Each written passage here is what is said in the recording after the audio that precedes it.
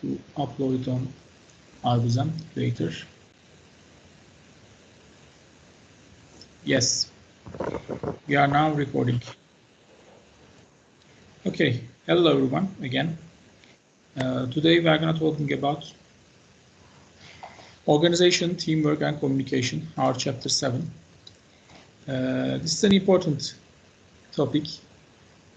How do you allocate your human resources? How do you allocate your businesses? How can you give them a structure? It's an important question in business, and it's an important factor for success. Okay, organizational structure, teamwork, and communication between people, between workers and managers and divisions. Right? Sometimes businesses can be only a few people can form a business. Then communication and structure may not be that important, right? If you run a, let's say, a cafe or restaurant, I mean, there are limited number of people you have, and you know all of them individually. But in some cases, businesses could be employing thousands of workers, right? Sometimes even managers cannot know who are working in their organization in a fully manner. So in these kind of things, you need to delegate your authority, delegate your manager positions to others, right? You cannot deal with all these thousands of people by yourself. So you give the responsibility to others, and you create a structure to your organization. And today we are going to talk about these in detail. What's organizational structure, right? It is how you make a design on your business to make your decisions. Okay, decision making is an authority, right? And not everyone can make a decision about in an organization. I mean, in our university, for example, in faculties, the authority is the dean, right? Dean make the decisions generally, and then the head of departments, and then some of the teachers, right? So they make the decisions. And all of the university rectors make the decisions. I mean, for example, a student cannot go and, okay, I want to make this decision for our university. So who is going to decide that, making these decisions? Who is going to use that authority? This is about organizational structure. So you divide responsibilities, you divide managerial divisions, right? Okay, you are going to be responsible from sales, you are going to be responsible from finance, you from human resource management, like that, and distribute this authority to some people. Like, for example, I am limiting the human resource decision-making authority to human resource manager, and I am limiting the authority of taking financial decisions to a finance manager. For example, marketing manager does not intervene with finance businesses, right? This is another authority: marketing authority, sales authority, human resource authority. All of these authorities. Authority means the power of making decisions. Okay, I mean, managing others. If you don't have questions, please mute yourselves. And then one important aspect of it is coordinate and control the organization's activities as well. I mean, for example, as we give the example, thousands of workers working in your business, how do you control them? How do you coordinate all of these workers together to achieve your goals, right? It's impossible to coordinate them centrally sometimes. You cannot control them by yourself. You need to delegate this power to other people. And accountability, also important. Accountability, in Turkish, it means hesap verilebilirlik, hesap vermek. So an employee must be accountable to his supervisor or her supervisors. Why? You give them a job, you give them a duty. Okay, Mehmet, Ahmet, Ayşe, you are responsible of doing this job. And at the end of the month, he needs to somehow account for someone, right? Account for someone that, oh, okay, boss, okay, my supervisor, I did this, I did my responsibilities. This is the evidence of that. So this organizational structure also helps you to control your employees' accountability as well. Organizational charts, as you are familiar with maybe this concept before, maybe here, maybe not here, but you graphically actually draw the responsibilities like as you see in this pictures. We call it organizational chart, okay? So at the top of the organizational chart, the CEO or the top manager stands, and then the upper level managers like finance managers, marketing managers, sales department managers stands, and then the middle level, low level managers. I mean, sometimes in finance department there could be, for example, many middle level managers. Some of them is responsible of the banks, some of them responsible of payments, some of them responsible of accounting, right? So all of these middle level managers. So it's kind of a hierarchy, right? Hierarchy of roles and responsibilities. And at the bottom you see the workers who are giving their accounts to their supervisors. This is what we call an organizational chart. It is defined as a visual representation of the formal organization. So how employees' tasks are grouped, right? And how the communication of authority flows. This is helpful for you because, for example, as you see in these graphics, right? Some number of people are giving reports to their superiors. So, for example, at the end of these people, some of the employee, he gives the report to his supervisor. He cannot directly go to the CEO and report them, right? It is not manageable. Every employee is reporting to the CEO, top managers, right? So by creating some middle level subgroup of employees, actually you make them easy to manage, easy to handle, right? For example, sometimes we do this in our classes like that, right? For example, in this class is it's more than 200 students. For example, I can say that to you. Okay, form groups of 5 and assign a representative for all of the groups. And please communicate with me through this supervisor, through these group leaders. Okay, I can say that. Why I am doing that? Because I cannot deal with 200 people at the one time. It's very hard. So I want you to make some subgroups, groups of 5, so that I only have 40 students now to deal with, and they collect all the students' complaints, wishes, needs, and then report it to me. It's something like that. It's to control them better, to grouping them and giving them different responsibilities. This is important, organizational chart. But not every organizational chart are the same, so there are differences. Before that, I want to mention a very important concept, work specialization or division of labor. It was one of your quiz questions as well.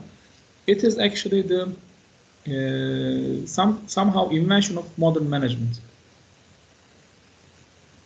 What do I mean by that? Because this division of labor provides a huge efficiency in production. What do I mean by that? Adam Smith in 18th century, okay, he actually tested this. He actually in a factory of pin factory. I will give the example of it, pin factory. When every worker works individually, okay, to produce pins. Pin in Turkish means iğne, okay. When 10 workers, imagine there is a company, there are 10 workers, each of them individually produce pins.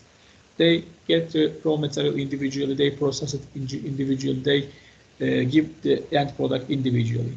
So only if they work individually, they can only produce 20 pins for each day, okay? When each worker made their own pins. However, when he divides the jobs between them, like for example, okay, some of the workers are responsible of bringing the raw material. Some of the workers are responsible of firing, for example, firing the fire and then put the raw material there to process the material, right? And then some of the workers are responsible of other things, processes, and then some of them packaging. He noticed that, okay, he found out that when he specialized each production process to someone, to some people, with the same number of workers, with the same number of 10 workers, he can be able to almost 5,000 pins per worker. Okay, he can be able to be produced. We call it division of labor. Instead of producing everything by yourself, you help each other, okay? Something like that, okay? Dividing up the work and giving each worker one or two simple tasks, okay? This is a cheese factory, I guess. They are producing cheeses. And as you see, there is an assembly line, and each of these workers here have specific jobs. Some of them are just cutting the cheeses. Some of them are just packaging them. Some of them only, let's say, weighting, looking up their weights, okay, how many grams are that? And some of them only package them, right? So by this way, actually, you give simple tasks, simple and easy to done tasks to your employees. So, for example, instead of this person, one person, first slice the cheese and then weight this and then package this. So instead of this, he just makes slides and he can do it very fastly, right? This division of labor actually creates efficiency, right? Improve the production, quality, production numbers. I mean, this is a very starting point of modern management thinking, because in the history, as you all know that, people are generally, production are generally individual productions, right? For example, you want to buy a shoe, you want to go a craftsman who produces shoe, right? And you ask from him to produce one shoe for you, and he says he wants to just first make a measurement to your foot, to your feet, right? And then he produces that, and he says you, okay, come 1 week later, it will be ready, right? So one person is producing that, but, or you need to, you want to buy something, some other thing else, let's say some clothes. It's similarly, you go to a craftsman who produces that clothes, and he produces it for you, but it takes a lot of time, and he only can produce, for example, one clothes, two clothes a day, or one shoes, two shoes a day. But after this work specialization, division of labor, and production facilities, factories emerge in the 18th and 19th century, people realized that a factory can produce thousands of shoes in 1 hour, in less than 1 hour, by just, with, of course, with the help of the machines and technology, but by specializing works between people, okay? This is actually the starting point of management in our modern sense. This is very important. And assembly line example, automotive assembly line example, or just assembly line example is a very good example of it, okay? Divide the labor, divide the work, job tasks to different individuals. It could be boring for these ladies here all day, just slicing the cheeses, or just packaging it, or just looking at their weights. It could be very boring for them. However, it's very effective. It's very fast, and you can produce more and more. Okay, this is very important. You can produce it cheaper. You can produce it more and more. Nowadays, when we want to buy a shoe, right? We just go and select thousands of different alternatives on our markets, right? This is because of division of labor somehow, actually. Okay. If we are clear on that, I want to go on chain of command. What is chain of command then?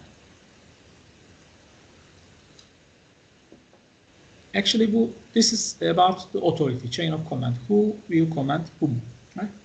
I mean, whom to listen in a business environment. I mean, who will be responsible from the tasks, and who are gonna you report to whom, okay?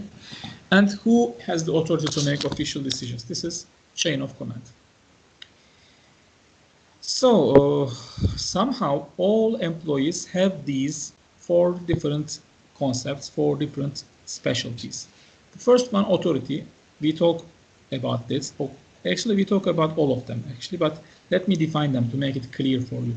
So authority is the power to make decisions, okay, make managerial decisions, to allocate your resources to achieve your goals. So making this top managed decisions, right? You own the company. What brings you the authority? Because you own the company, or you are the manager of the company. Some owner, shareholder assign you as a CEO to a company, and you are allowed to make this kind of decisions. Okay, this is what we call authority. What is delegation then? So delegation is giving sharing this authority, transferring this authority or your responsibility to another people, okay? For example, I am the CEO of a company and I want to delegate the financial issues to CFO, Chief Financial Officer. Okay, I delegate my financial authority. Actually, this authority originally must be mine as the CEO of the company, okay? But I delegate my power to Chief Financial Officer. Why? Because he is more professional. He knows better finance than me. He knows accounting. He knows law, everything. And I am delegating this job to him. Actual decision-making power was on me. And a CEO is also a delegated people. Okay, a CEO is also himself is delegated by the company owners. Company owners, actually, they have the authority power, okay, but they delegate this to a CEO to cover all these businesses. They don't intervene to the businesses. This is another story, but this is how authority relations exist in corporations, okay. What's the responsibility then? Then these responsibilities come with that authority, with that delegation, okay. So to perform your duties, to achieve your goals, and to do your jobs, tasks and duties associated to you. So you are marketing manager, let's say. What is your responsibility? To do marketing jobs, to do marketing duties, right? You are, let's say, a production worker. I mean, you are packaging some products. What's your responsibility? To packaging them. So this is your responsibility. Understanding is that. So your obligation to perform your duties. What is your duty? And accountability, as I said, it's Turkish is hesap verilebilirlik, hesap vermek. Reporting your results, reporting your condition to your supervisor. Okay, and everyone accounts to someone in an organization. Workers accounts to their supervisors. Supervisors accounts their middle level, low level managers. These managers are account for departmental managers. Departmental managers account for the CEO, and CEO at the end accounts for the shareholders, company owners. This chain of command actually exists these definitions, chain of command, right? So we talk all about this. Yes, line organization,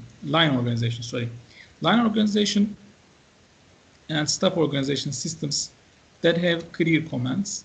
Let's see their example. Okay, you divide your business into some lines. Okay, what kind of lines? Like production, finance, marketing in that example. Okay, you divide them into 3. And you assign vice presidents, managers for all. And below them, you have head of accounting department, for example, in finance, or national sales manager, international sales manager, Ankara sales manager, Istanbul sales manager. I mean, you can increase these numbers, okay, line and stuff. And also there are some kind of indirect ones, not directly related to the production or service that you produce, but supportive departments like legal department, human resource department, right? I mean, let's say production, finance, and marketing. They don't have their autonomous, their individual human resource departments. Right? There's one human resource department serve all of these departments, or one legal department serve all of the companies. A span of control refers to the number of people a manager directly have a control on them, and it decides whether the organization tall or flat. What does that mean? I will come to that point. If span of control is wide, okay, which means it's a flat organization. If span of control is narrow, this is a tall organization. In a wide span of control, a large number of individuals report to that person. In a narrow span of control, few individuals report to the supervisor. Let's visualize them. You have 2 different organizations. One is Army, United States Army, the other Catholic Church. So in a tall organization, okay, the privates, the regular soldiers, okay, they report to their corporals, sergeants, officers, lieutenants, majors, colonels, general. So limited number of people, okay, reports their supervisors. However, In other organizational forms, sometimes many others, more and more people, wide number of individuals report to the same person. This is the flat organizations, where we call flat, wide span, tall, narrow span. Another central concept in management organizations, centralization and decentralization. What does that mean? If we centralize authority and responsibility to the top of the management, I mean, if top management decides everything in an organization, okay, they want to control decision-making power in themselves. A bunch of people, 5, 10 people, let's say, they decide all of the decisions regarding all of the operations of the company. This is what we call a centralization, about decision-making, okay?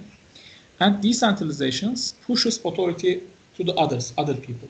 I mean, CEOs, for example, does not intervene middle-level managers on their decisions about design, production, sales, marketing, these kind of stuff. They give the responsibility to other people, to other managers and workers. This is what we call the decentralization.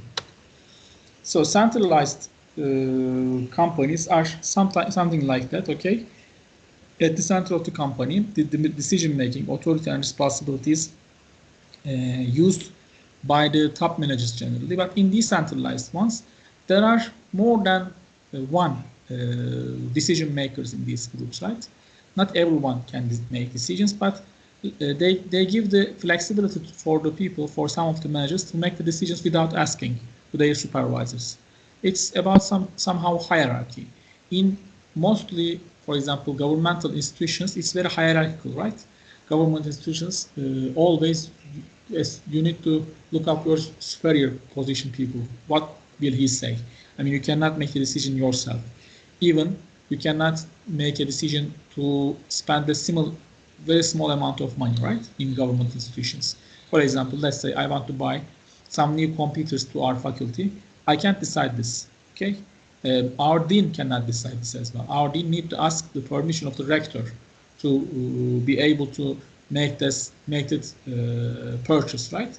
But it's a centralized version of management. But in a decentralized world, in a company, let's say, who is decentralized, I mean, a manager sees that, okay, I'm out of some raw material. I want to give order. I want to buy some raw material. He does not need to ask his supervisor. He just make the purchase. This is the mentality of centralized and decentralized companies. Departmentalization is the arrangement of activities into logical groups. So these logical groups, like as we all give the example actually, finance department, production department, marketing department, sales department, accounting department. There are many departments, right? So how companies are deciding these? Which one? I mean, every company have sometimes similar, sometimes unsimilar things, right? In departmentalization. How can it be done? It could be done by a function of that department, like marketing, human resource, operations, finance, research and development, and accounting. Like this, a very classical example of a function organizational chart, right? And also it could be by the division. Division means similarities in product, process, customer, or geography. What is the example of it? Okay, wait. For example, you have a division of TV production, okay? And you have a division of computer production. You have a division of smartphone production. And each of them actually have their own marketing, sales, production, R&D departments or R&D configurations in themselves. So it's by division. Or you divide it by geographically, Ankara region, Istanbul region, Eskişehir, İzmir. This could be another departmentalization way. Product divisions, as I give the example. Geographic divisions, I give the example. Process division, it could be like how do you actually produce that product, right? From raw material to the end of the production process, the major steps. I mean, let's say you have a division of supply division. I mean, having the necessary raw materials from suppliers. And then quality control department. I mean, when you buy the raw materials, some department control the quality of that raw material, whether it's a good fit to our production or not. They decide this. This kind of a process divisions could be. And customer divisions could also be like there are different customer groups. Could be related to gender, could be related to age or socioeconomic positions of them. All could be. The departmentalization by matrix is a structural design in which employees from functional departments form teams to combine their specialist skills. We will see the example of it. And network is a virtual organization electronically connecting separate companies that perform selected tasks. It's virtual organizations actually become more common because of this COVID pandemic, right? Virtually, you make a departmentalization. We will see. Yeah, Time Warner, a famous entertainment company, product divisions, publishing, entertainment, and music group. It's a product division. For example, Samsung's division, business divisions. There are 10 business divisions in total. Consumer electronics, IT, mobile communications, device solutions, for example. For each of them, they have different business units, departments. And it's a matrix department, okay? Let's say it's a publisher, okay? And there are different books. Book, for example, this is about academic books. This is about novels, regular novel books. So for each of them, there are different editors, production editors, and designers, okay? But at the same time, editorial, production, and design managers are the same for them. So it's a matrix, it's a combination of different organizational structures, not a hierarchical in that manner, but still there are some hierarchies, but at the product division level, you make a differentiation between them, the academic books and novels, okay? This is an example of matrix departmentalization. So you use divisional departmentalization and product departmentalization together, okay? So yes, together. So what's the horizontal organization? So horizontal organization is actually a comparable new concept. It rejects the separation of people and work into functional departments like marketing, sales, accounting, this kind of it. It uses team concept. Okay, I mean, in an organization we need to work as teams, they say. So they think that the benefit, everyone works together, we will get higher benefits. Kind of a thing. Also, it's called a flat organization, flatter. When an organization becomes flatter, okay, few or no levels of middle management between staff and executives, okay, the communication is more open and people feel more relaxed to reach the company manager. For example, they don't actually sit in big fancy rooms with managers, right, where they have 5 secretaries, you need to get permission and you need to make a deadline to all of the works and you need to make some conditions to talk with them. They're open. They work in open style business environments and they're open to you, okay? They work as a team member. It's actually a common thing in IT companies as well. Microsoft, Apple, for example, they want to diminish this middle level manager things, okay? They just need to form teams as a working and they want to get people more close to each other. What kind of teams can be mentioned? What's a team, right? A team is a group of people coming together to solve a problem, to achieve a goal, to share a mission, anything. I mean, a team. I mean, you know what a team is. A team, a bunch of people coming together. There are different forms of it. A problem-solving team, self-management team, functional team, cross-functional team, virtual teams. What does this mean? A problem-solving teams, generally they established due to a mission of R&D, for example. There is a product you produce and there is a problem of it, okay? The customers are, let's say, giving many complaints on them. So you bring your people You call them from your sales department, marketing department, engineering department, R&D department, and you say them, okay, form a team and make a solution to that problem. So these marketing people who knows the customer complaints about that product tells the engineer in that team, okay, this is the problem, this is the main specialty that we need to solve, and this engineer provides some solutions, ask their opinion about that. So by this way, they solve that problem. It's a very efficient way to solve that problem, right? So you increase the communication between your departments by forming teams and putting some people from different departments. And sometimes there are self-managed teams. I mean, you don't intervene them.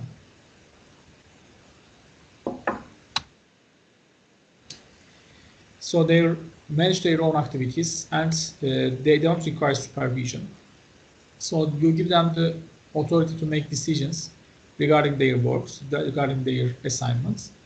And functional teams or vertical teams follow the organization's vertical chain of command within a single functional department. I mean, each functions, okay? I mean, you form teams. It's something like that. Let's give me the example. You have the sales department, okay? You are making sales. And you need a huge number of employees to make that sales. Let's say you divide Ankara in 20 divisions. For each divisions, you form a team, okay? You assign a team leader for each of them. Okay, Ahmet, you will be responsible from Çankaya region in Ankara. You go make the sales in there. So you are in the same functional department, okay? You are working in that team and you are responsible from Çankaya. And then you form another team, send them to Keçiören, another team send them to Etlik, these kind of things. It could be geographic or other, for other purposes you can form these teams. This is what we call a functional team. And cross-functional team, then you compose people from different functions. As I give the example of problem-solving teams, right? You take one people from sales, one people from engineers, one people from accounting, one people from HR, and you form teams to them and assign some goals to them. What is the benefits of using a team? They can provide better solutions, right? Because they can provide more intelligence to the group, okay? You actually motivate here to workers to create something new, to increase their creativity, to increase their energy. You give them a shared purpose. You give them a mutual accountability, to increase their motivation and performance. So belongingness to a group is a need for workers, right? As I give the example of work specialization, division of labor, I did say that it could be a very boring job, right? Very boring, always just slicing the same process. So be the part of something bigger. So a group, for example, could give that to you. I mean, a group with a specific goal that you are responsible of could motivate you better. And they empower employees, increase efficiency and reduce costs, and they create more flexible organization to respond to organizational needs, to respond to environmental needs.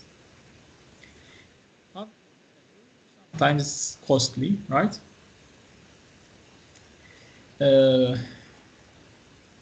But sometimes people may have a difficulty to adjust their new roles, right? For example, a regular employee working for a long time in your company, you just give him a new role, which is he's not familiar with in a group, in a team. He could have some problems with that. Not every time it's a good thing. And coordinating maybe sometimes more costly in terms of time, effort, and money. Because when you give a specific job to someone and ask them to eat from him, he is responsible of that, right? But when you give that task to a group, I mean, you cannot actually make that division of labor so clear. I mean, for example, it's very common in group homeworks of yours, right? For example, when we assign you some group teamwork, I mean, I assign you 5 students for each teamwork, and you prepare a homework for us, okay? And always we have the problem of free rider problem, we call it free rider problem. I mean, a free rider who is going to a bus, who is taking a bus, but does not pay the money to that bus, right? So one of your friends or two of your friends actually do not contribute much in your homework, but they actually, in the end, get the same note with the group, right? If the group have an A, I mean, these two students also have an A, right? But actually, they do not put much effort as much as their friends. We call it a free rider problem. And in teams, we could see a similar thing as well.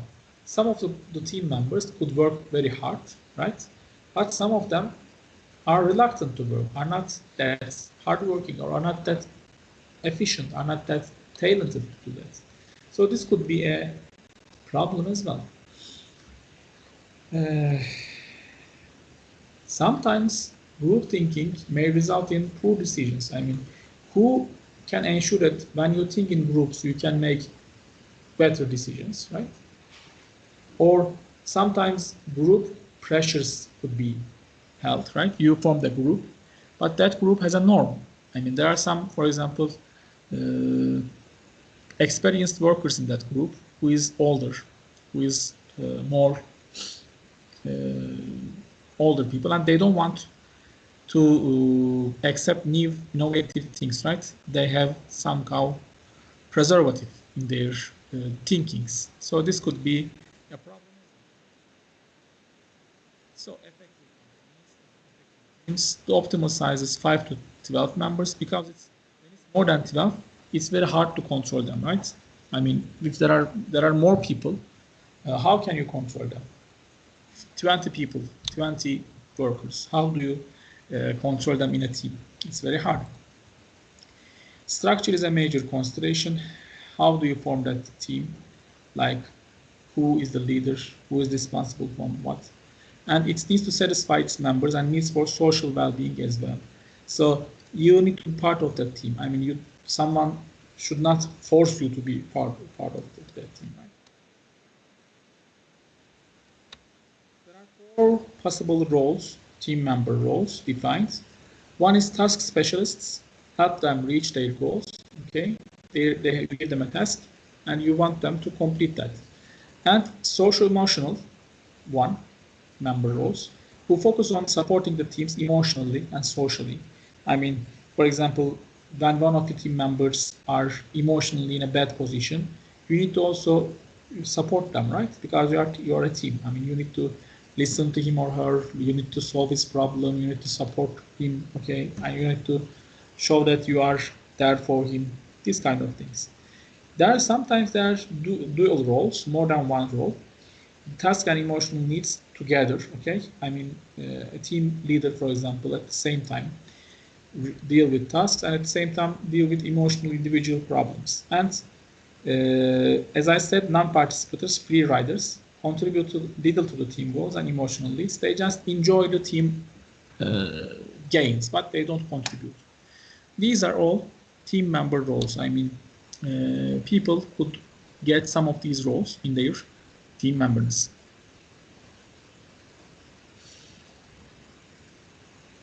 Oops. Wait.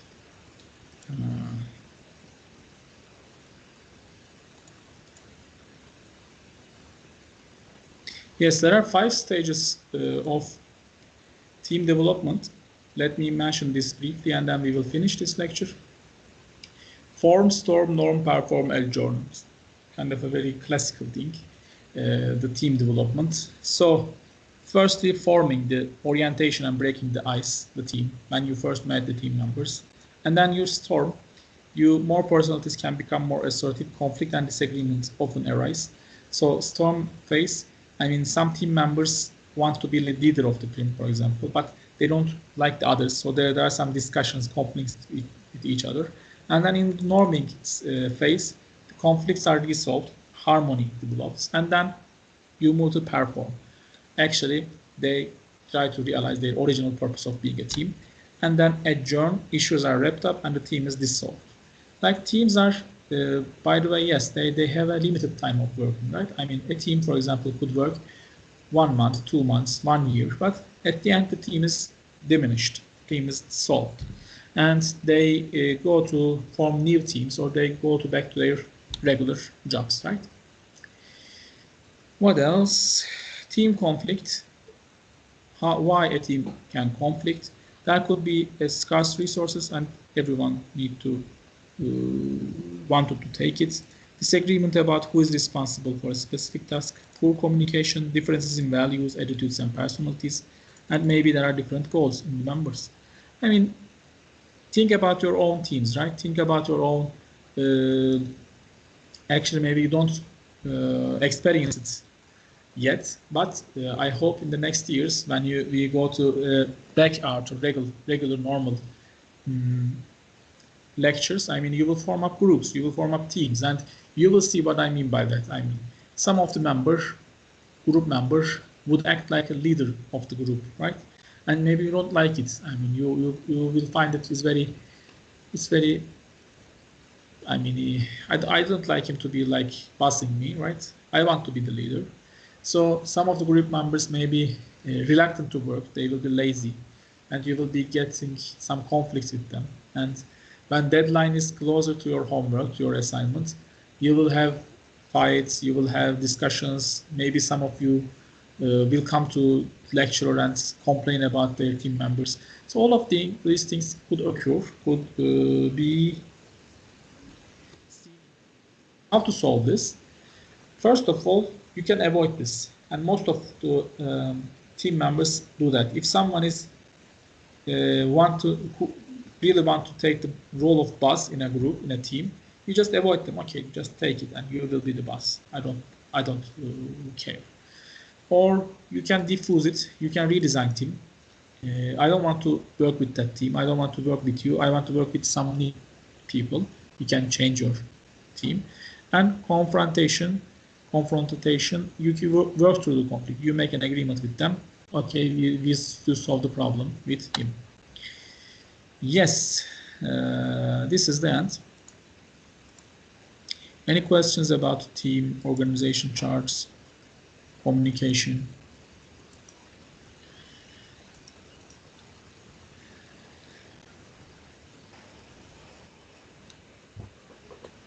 Thank you, teacher.